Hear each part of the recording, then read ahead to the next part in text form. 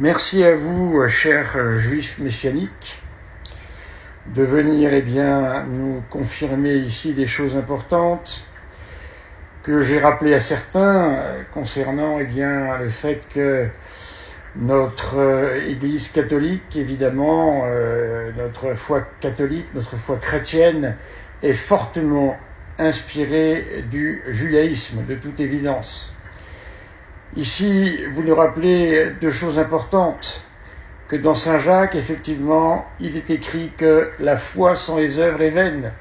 Combien d'évangéliques m'ont dit jusqu'ici que c'était faux, que ce n'était pas vrai, que la foi, parce qu'évidemment, comme les communautés évangéliques viennent du protestantisme, ils connaissent tous les solas.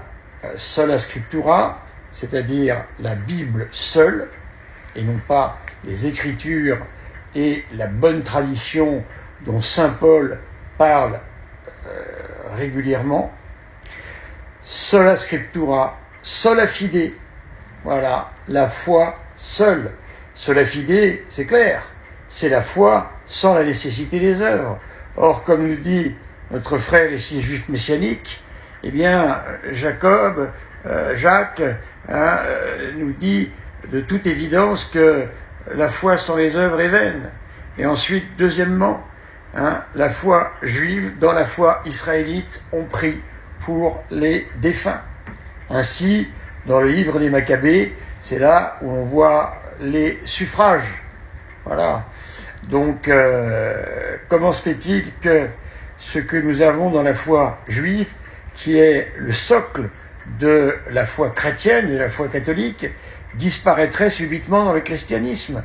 Il y a quelque chose qui ne tourne pas rond. Moi, pour ma part, je ne suis pas juif messianique, j'étais juif ashkénaze, et je pratiquais les grandes fêtes, et je me suis converti à l'Église catholique parce que Jésus m'a appelé, avant même le baptême, à devenir prêtre. Il est venu me chercher dans le judaïsme.